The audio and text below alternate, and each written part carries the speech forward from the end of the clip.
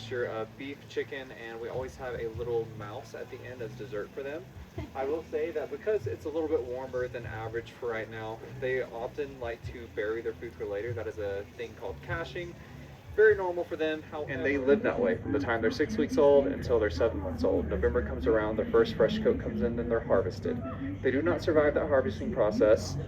And to put that into perspective, one full-length coat that goes all the way down to your ankles made of foxes takes around 50 to 70 foxes to make. That is a lot of cruelty involved for one person's fashion statement. And we definitely love to see change in our lifetime, and it's super easy, and we've already seen progress. We know that plant-based fibers, they keep you just as warm. Faux furs, they outperform. We don't have to participate in that industry anymore. And the more we speak up about it and the more that we continue to be advocates for these animals, the better that they are going to be. So we've already seen progress in Gucci, Chanel, Coach, Prada, H&M, Macy's. They've all stopped carrying fur on their shelves because we have no longer demanded it from them. So if there is no demand, there is no supply. We can actually help them there. And again, if there is ever an opportunity for you to speak up for fur on a shelf, if you go into a boutique that is selling fur, just say, I don't want to see this here. I'm not going to shop here if you have fur. In reality, this is the best time to be a Karen. I'm giving you permission today to do that, because again, she cannot do anything for herself. She was born on a fur farm. She was purchased to be a scarf. That was her intention when she was purchased. They could not follow through with that plan. They looked at her, saw that she was a very sweet, loving animal. She just wanted to be free, and they called asking if we could take her from them. So they gave her to us, and she has lived here since she was about 4 years old. She's been here for 5 years. She's 9. And we're hoping that she will continue to spend a long time here with us. Now, oftentimes at inbreeding for those fur coats, they give a lot of health issues. Those health issues could look like losing the function of their organs, losing their teeth before they even turn 3 years old, going blind, losing their hearing and smell. But thankfully for Zoe, she's extremely healthy. However, her partner Zach, who is no longer with us, he passed away about 3 months ago. He had essentially every single thing I listed and more. Every year he'd give us a scare. We like to say he had 9 lives like a cat, and he really proved us right. At his 9th birthday, he decided it was his time. He had liver failure, he could not go on. We helped him cross over, and she's been going through a little bit of a mourning phase. So if you notice her burying her food, you know what, girl's depressed. She deserves a midnight snack. I'm not going to take that from her, and no one else is going to eat it in her enclosure unless it's a raven, but you can see she has a very intricate tunnel system that we have to fix. So just real quick so we can get it done and over with. But we're going to start off by going over a little bit of history that is going to date back prior to the Europeans coming over to the United States. During the 14th century in Europe, they were dealing with the bubonic plague or Black Death. We all probably know what that is, right? So of course, with that, it had killed a lot of the European population. So much so that about a third of the population had passed away due to that. And they didn't have room to bury their dead, so mass open body piles were made outside of city limits. Super fun, super cool, right? Not really. Of course, with all those body piles emanating really gross smells, a lot of animals were wandering by. They wanted to know what these decomposing bodies were. So they decided to come up by. Wolves, bears, birds, bugs, you name it, all different kinds of animals.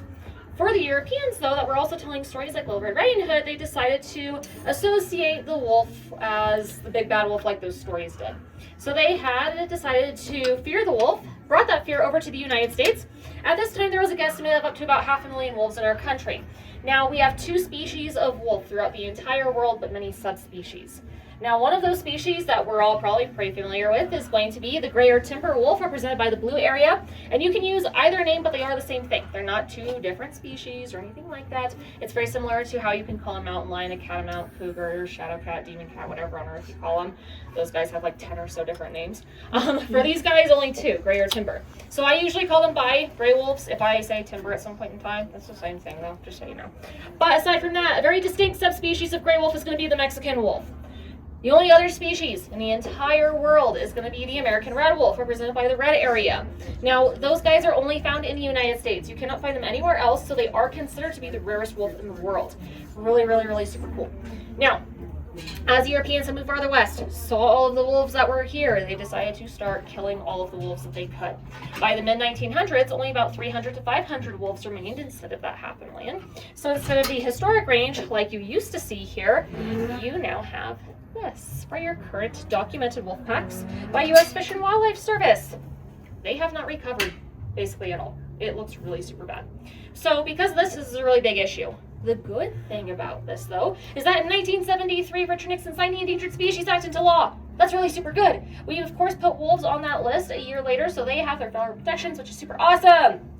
However, if you guys know anything about recent stuff that's been going on, about 5 or 6 U.S. states don't protect these guys anymore.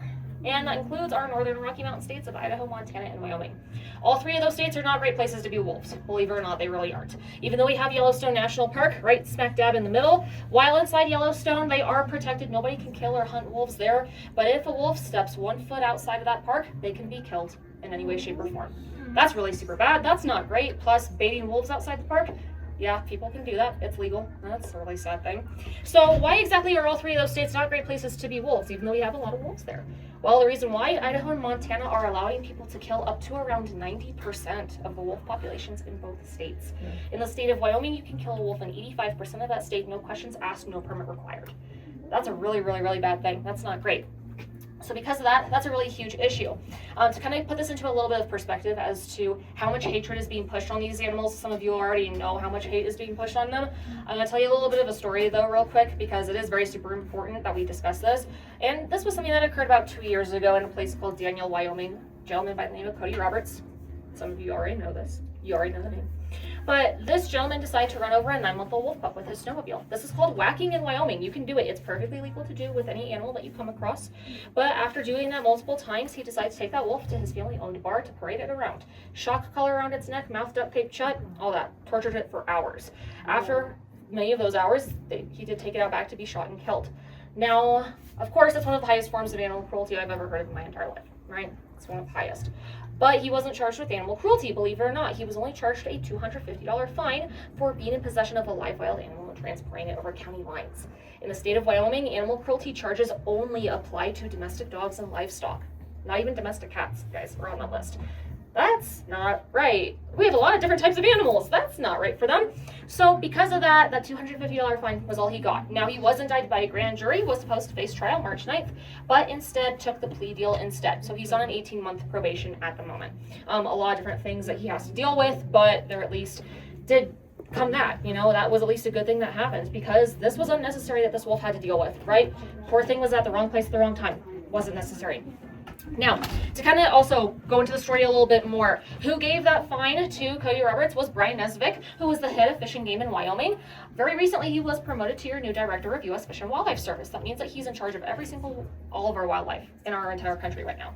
And the reason why this is important to know and why it's scary is because, per Nesvik's words, wolves are weeds that need to be eradicated. We need to get rid of them. We need to take them off the endangered species list. Oh, that's not a great thing to think about. That's not a way to think about animals, especially when you're head of animals that you're supposed to protect, right? That's the whole thing. So, purpose of U.S. Fish and Wildlife Service, protect wildlife, protect the ecosystems they live in. Having that sort of mentality and thinking that wolves are monsters, that's not a great mentality to have in that position. So, with this is where it's super important for you guys. Reason why? You can tell Nesvik, hey, look, wolves are really super important. We need to keep them on the endangered species list. Don't take them off. Can you not see where they're at right now? This is not a good area, right? This is not a lot. So we need to keep them protected. If you want to help out with that, we've got a way for you to do that. QR code right here takes you to U.S. Fish and Wildlife Service's website. You can write a comment. Super cool. So you can use your voice for that. Now, at least, going a little bit further, talking about reintroductions and stuff. Yellowstone having that wolf reintroduction in 95 and 96. We saw how important these guys are. So we here in Colorado started our own wolf reintroduction. Super awesome, super cool. We'd love to have them here. Currently, there are about 18 colored wild wolves in the state, up to around 30 in total, though, because of some pups that were born last spring. So until Colorado Parks and Wildlife can go out and color those puppies, we don't know how many there are at the moment. So we'll have to see about that actual number, hopefully within the next upcoming months, I would say. But at least that's kind of the sort of the number that we think that we have here. Now, even though we have wolves here, a lot of our wolves are having a lot of trouble. Some of you may know, of course, that our reintroduction here is not going very smoothly. Reintroductions don't though. They don't start off very smooth right off the bat. They start rocky all the time. So even though they do start off a bit rocky, and although our wolves are having a little bit of some issues, this is where it's really super important for also us to let our Colorado representatives know, hey, we cannot be allowing any more killing of our wolves. Some of our wolves have been poached here in the state. Some people have lured our wolves into Wyoming so they can kill them legally, quote unquote legally. That's a really big problem too. So Some of our wolves, of course, have passed away due to natural causes. You can't stop that. That's just going to be a natural thing that happens. So because our wolves do have a somewhat bit of a high mortality rate here in the state, we can't allow any more wolves to be killed. We have to protect them at all costs, because if we want genetic diversity and if we want to have more wolves, get up to that about 30 to 50 that we're supposed to have, in total around like 150 is what the main goal is. Can't kill wolves, right? You can't keep killing them, because you're not going to get that number and you're not going to have that genetic diversity. So if you want to help out with that, you can definitely do that, contacting them and letting them know, hey, Colorado's wolves really need those better protections. For this year, at least, we're not going to have any more wolves reintroduced because of some legality issues with Washington, D.C. and stuff like that.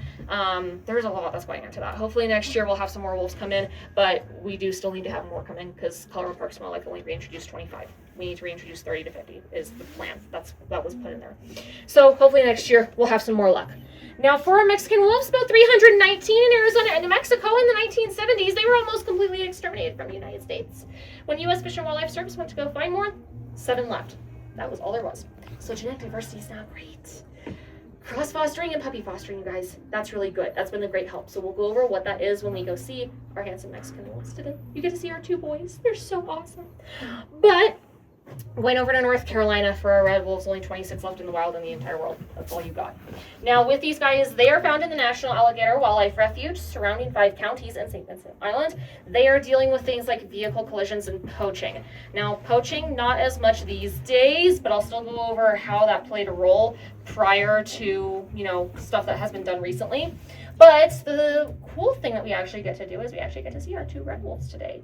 We are the first and only sanctuary in all of Colorado to house them. So the fact that you get to see them, I think that's an honor. That's really super cool, and it's an honor for us to house them. We love them. They're so cute. Especially Shawnee. I'll admit, she's my favorite, and you'll see why. But she's really cute, you guys. So get ready to see them, and you can then go brag to all your friends that you got to see red wolves. Right? That's going to be awesome. Now, the letter grades in each of the states, that doesn't have to deal with, how much do those states like wolves? Do they not like them? No, doesn't have to deal with that. That strictly has to do with this guy right here. Oh, yeah, this is the steel leg hold trap or bone crusher. Banned in over 100 countries around the world, still legal in 42 U.S. states. Ones like this guy with the serrated teeth are legal in 15. This one exceeds about 90 pounds of pressure. So it's small, but still can do a lot of damage. They get bigger than this one, though. So think of one that's for a bear, right? Much bigger. Now, the lower grades tell you how well regulated these traps are in our states, and a lot of our states are not doing the best. So the lower the grade, the worse the regulation. So Fs are super bad, As are fairly good. And the reason why I say fairly, well, it's because they still exist there. Now, granted, of course, the whole key is to try and ban these altogether. Get rid of them altogether. But if we cannot do that, again, get better protections, get better restrictions for these things, better regulations. So for the lower grade states, for example, that means that you can purchase these guys in counters over the counter in stores, whether or not you know how to use them. In some places, too, they can be placed, like in Alaska, up to 6 feet off of public hiking and walking trails on public lands. So children, dogs, livestock, everybody's going to get stuck in one of these, okay? It's not super fun. So because of that, the best thing for you to do if you go hiking or camping in the lower grade states, stay on the trail, okay? I know that's not a lot of fun, because we do like to go off trail, see and explore new things that maybe somebody else didn't get to see. But at the same time, maybe, because I can't tell you what to do, if you're going to do that, I would recommend at least taking a really big long stick with you and maybe using it to touch things in front of you, right? Okay. So, and your dog leash on average, about 6 feet in length plus more for your arm, okay? So just be super extra careful. Aside from that, these, hang on, we're getting to you guys, hold on. They're getting so excited. Although these were used back in the day to get animals for fur and for meat, mostly used for things like sport or nuisance control. But these days, of course, with that fur farms instead are being used. Oh my god. Denali. Oh my gosh. They get really playful right before dinner time. But I'm guessing, of course, Gavin went over fur farms with you guys. Yes? Okay, I'm not going to tell you guys about that. You're okay with that then. So aside from that, are we all greatly and thoroughly depressed? Yeah. Yes. Okay. The whole point of telling you all this, though, is because now you can do something about it. Use your voice. Bring awareness. That is the whole thing here. So calling your congressman, this number right here, that takes you to a live operator every single time, no matter what issue you have, whatever it is, about the ecosystem, about taxes, about whatever your issue is, you got to tell them and let them know. Your people in charge need to know, because if they don't know, can change happen? No, change can't happen that way. You gotta let them know, because hey, let's make a law for this. Let's change this law. Let's get rid of this law. Here's why. So that's totally good. You can totally use that. BornFreeUSA.org goes over all the letter grades. So if you want to go into a rabbit hole, do some research, it's actually kind of fascinating and interesting how all of this information is, and to know all this. So if you want to look at it, you can. TeamWolf.org, they are actually an organization that they're doing everything they can to keep wolves on the endangered species list. They tell you what they're doing and how you can participate, so that's really super awesome. But again, just using your voice. That's the biggest thing of all time. So just tell everybody what you learned today, so on and so forth. It's not that bad.